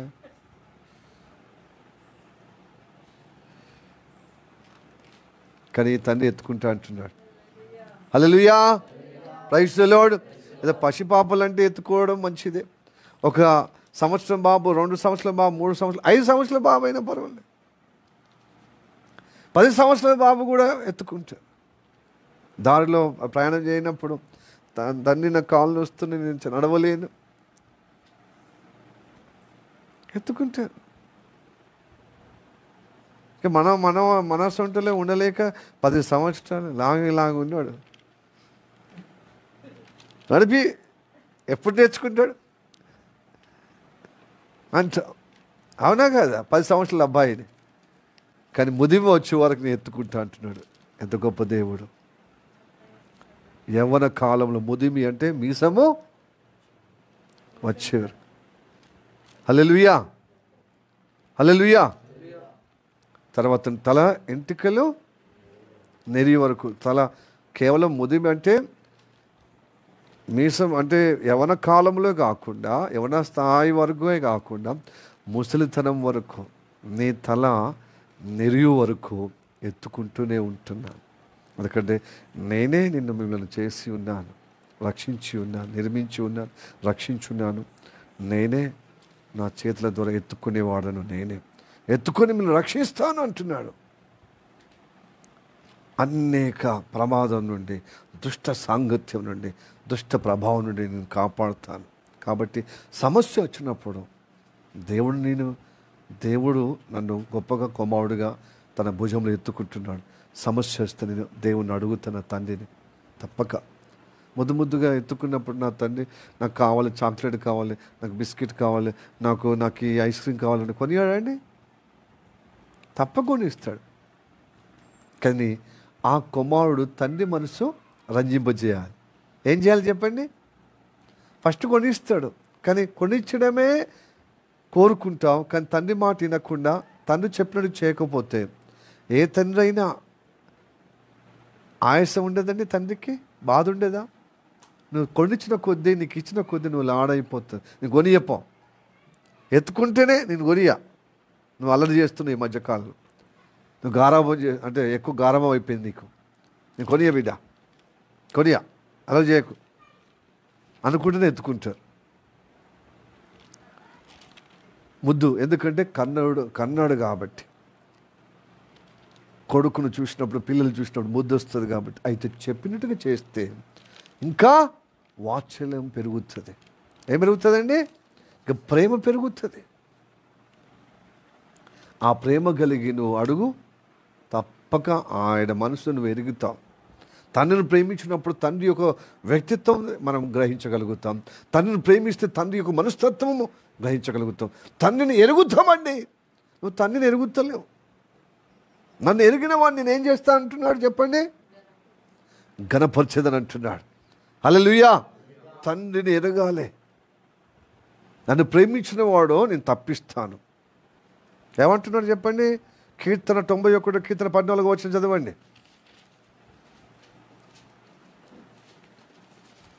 తండ్రిని ప్రేమించిన వాడు ఎలా చేస్తాడో చూడండి. అతడు నన్ను ప్రేమిస్తున్నాడు కనుక ఆపదల నుండి తప్పిస్తాను. అతడు నా నామాన్ని ఎరిగినవాడు గనుక. ఆమేన్, హల్లెలూయా. నా నామాన్ని ఎరిగినవాడు గనుక, నన్ను ఎరిగినవాడు గనుక నేను ఘనపరిచేదను. నా కుమారుడు నన్ను ఎరుగుతున్నాడు. తండ్రి ఎట్టివాడో ఎరుగుతున్నాడు. హల్లెలూయా. ఆయన ఘనపరచుటకు ఇష్టపడుతున్నాడు. ఆయన ప్రేమిస్తే ప్రతి సమస్య నుంచి వీడు తప్పిస్తాడు, ప్రతి దుష్టత్వం నుంచి తప్పిస్తాడు. హల్లెలూయా, ప్రైజ్ ది లార్డ్. కాబట్టి ప్రియ దేవుని బిడ్డలారా, మనమందరం దేవుని చేత వాగ్దానం చేయబడ్డాం కనుక పరమ కానానికి గురి కలిగి మనం ఏం చేయాలి? పరలోక రాజ్యానికి చేరే విధంగా గురి కలిగి తండ్రిని ప్రేమిస్తూ ఉండాలి. తండ్రిని ఎరుగుతూ ఉన్నవారిని ఎప్పుడు ఆయన కింద దించాడు. ఆయన మనల్ని ఎత్తుకుంటాడు తన చేతుల ద్వారా. ఎత్తుకొని మనని గద్ద తన రెక్కల మీద మోసినట్టుగా మోస్తాడు. అయితే మోసే సమయంలో మీరు అట్లనే ఓదార్పుగా ఆదరణ కలిగే విధంగా ఉంటే మీరు ఏం నేర్చుకోరు కనుక అప్పుడప్పుడు శ్రమలుగా నీకు అనుమతిస్తాడు, నీకు నేర్పిస్తాడు. శ్రమల గుండె నువ్వు నేర్చుకుంటావు. అప్పుడు ఒక రోజు అయితే శ్రమ కలగగా నాకు మేలాయనంటావు. హల్లెలూయా, ప్రైజ్ ది లార్డ్. శ్రమ కలగక మేలాయన. లేకపోతే అదే శ్రమ లేకపోతే, నీకు బాధలు లేకపోతే రేపు ఏమంటే తెలుసా? నన్ను అధిక గారాబం చేసి నా తల్లి ఎటు పోనిచ్చేది కాదు. అన్నీ కూడా ఇచ్చేది. నేను కోరక ముందే అన్నీ ఇచ్చేది. అన్నీ నా అవసరతలు ఏమో మొత్తం ఆమె. ఇక నాకు ఏం తెచ్చుకోలేకుండా, ఏ షాప్ చేయడానికి లేకుండా, ఎటు పోనివ్వకుండా, ఎటు చేయనివ్వకుండా, ఏమీ ఎదగకుండా మా తల్లిదండ్రులే అడ్డుపడ్డారని రేపు బ్లేమ్ చేస్తే చాలామంది బ్లేమ్ చేసే మాట నేను విన్నాను చాలా మట్టుకు. కాబట్టి నేను ఏం చేస్తే తెలుసా, నీతోనే ఉంటాడు దేవుడు, కానీ నీకు కనబడకుండా అప్పుడప్పుడు ఏం చేస్తాడు తెలుసా, ఒంటరిగా వదిలిపెడతాడు. ఆ ఒంటరితనాన్ని ఏం చేస్తావు అంటే, నువ్వు సహించలేక నేను ఒంటరిగానే నేను శ్రమలు పొందుతున్నాను, ఒంటరిగానే నేను బాధలు పడుతున్నాను, ఒంటరిగానే నేను ఈ యొక్క వేదనకరమైన పరిస్థితి ఎదుర్కొంటున్నాను నువ్వు అనుకుంటున్నావు. కానీ దేవుడు తోడుగా ఉన్నాడు. హల్లెలూయా. ఆ శ్రమల్లో, ఆ ఒంటరితనంలో, బాధల్లో, వేదనలో ఉన్న నిన్ను, దానిలో నిన్ను కలిసివేయకుండా, నిన్ను నశింపజేయబడకుండా, నేను ప్రమాదంలో పడనివ్వకుండా ముందే నీకు ఏం చేస్తుంది, గద్ద తన రెక్కల కింద తన పిల్లలకు ఆశ్రయం ఇచ్చినట్టుగా మనల్ని దేవుడు తన రెక్కల కింద ఏం చేస్తున్నాడు, ఆశ్రయం ఇస్తూనే రెక్కలతో మోస్తూ మనల్ని విడిపిస్తున్నాడు, మనను తప్పిస్తున్నాడు.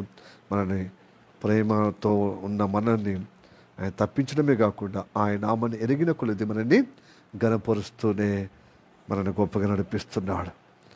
హల్లెలూయా, ప్రైజ్ ది లార్డ్. మనని తన సన్నిధిలో చేర్చిన ప్రతి బిడ్డను ఆయన చేర్చుకొని మనం రక్షిస్తున్నాడు. కాబట్టి ఈ రక్షణ జీవిత యాత్రలో మనం కొనసాగుదాం. ఏ సమస్య వచ్చినా, ఏ బాధ వచ్చినా, ఏ వేదన వచ్చినా తండ్రిని అడుగుదాం. ఊకే మనగడం బంద్ చేద్దాం.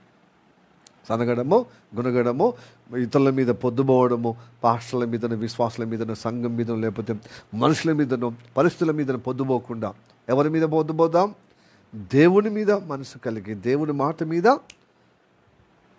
పొద్దు ఎలదిద్దాం. ఏం చేద్దాం, సమయాన్ని ఎలదిద్దాం, సమయాన్ని సాగతిద్దాం, ముందుకు సాగుదాం. ఈ వాక్యాల చేత దేవుడు మనల్ని ఆశీర్వదించి నడిపించుడు గాక. ఆమేన్. తల్లి వంచకల ముస్లిం ప్రార్థన చేద్దాం.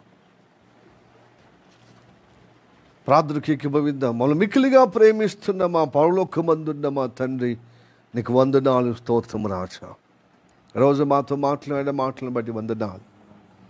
ఐగుప్తు దేశములలో చేసినది మీరు చూస్తున్నారు. అరణ్యము నుండి ఎలా మేము నడిపిస్తున్నానో, అలాగనే మీకు ఎదురవుతున్న బట్టి యుద్ధములో మీ పక్షం ఉండి ఎలాగా ఆదుకుంటున్నానో యుద్ధం చేసి, అలాగనే అరణ్యం గుండా మిమ్మల్ని నడిపించబడుతున్నప్పుడు మీ మార్గములో కొమాడు మోసినట్లుగా రెక్కల మీద మిమ్మల్ని మోస్తూ ఎదుగో నడిపిస్తున్నాను, ఇది మీరు ఎరుగుదురు అని నేను మీకు తెలియజేస్తున్నాను మాటగా ద్వితోపదేశ కాండం 1వ అధ్యాయం 31వ వచనం ద్వారా మాతో మాట్లాడిన మాటను బట్టి వందనాలయ్యా.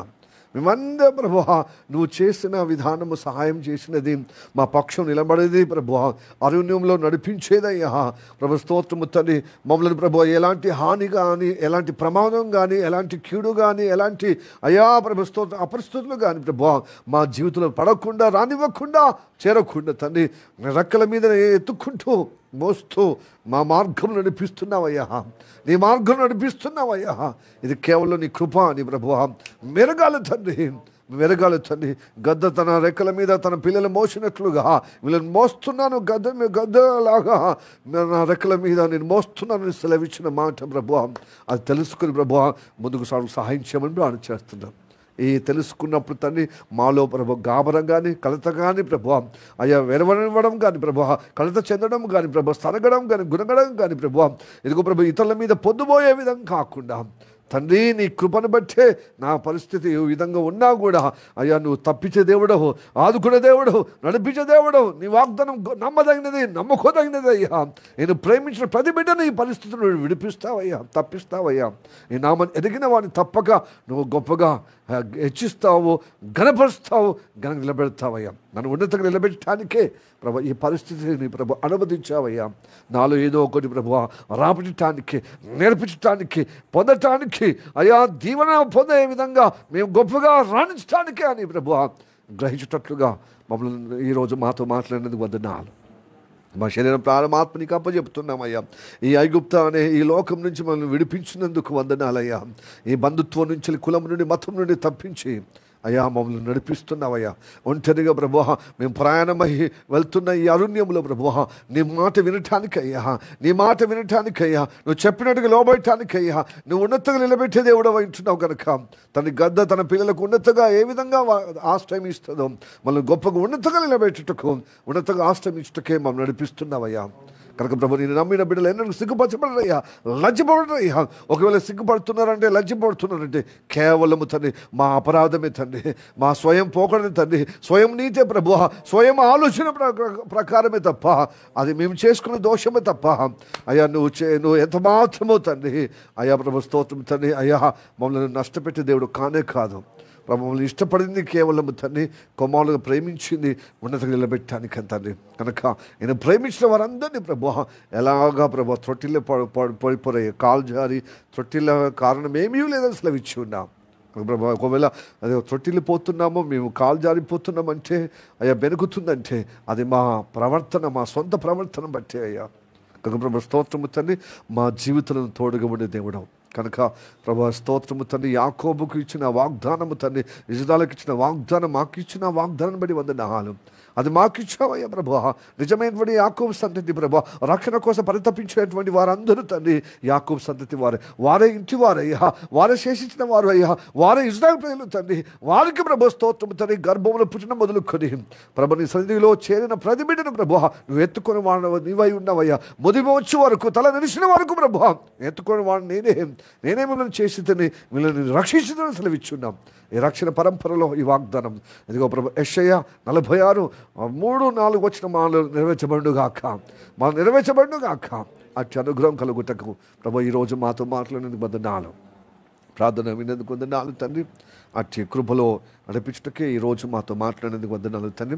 ఈ నడిపింపుకు ప్రభు మేము శిరస వహించి సంపూర్ణంగా ప్రభు లోబడి ప్రభు ఏకీభవించి నడిపింపే మాకు శిరోదాయకమని ప్రభు స్తోత్రము తండ్రి మేము అంగీకారంగా మన్నన చేసే విధంగా కృప చూపించుటకే ప్రభు ఈరోజు మాతో మాట్లాడమని నమ్ముచున్నామయ్యా.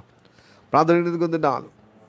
ఇదిగో ప్రభు ఈ వాక్యాన్ని బట్టి వందనాలు, ఈ నడిపింపుకై వందనాలు. నీ వాగ్దానంలో నెరవేర్చబడే విధంగా ఉన్నతంగా నిలబెడతామని నమ్ముచ్చు నా ప్రభువైన యేసు నామములో ప్రార్థించి అడిగి వేడుకుంటున్నాము పరమ తండ్రి. ఆమేన్, ఆమేన్, ఆమేన్, ఆమేన్. May the God bless you. Praise the Lord.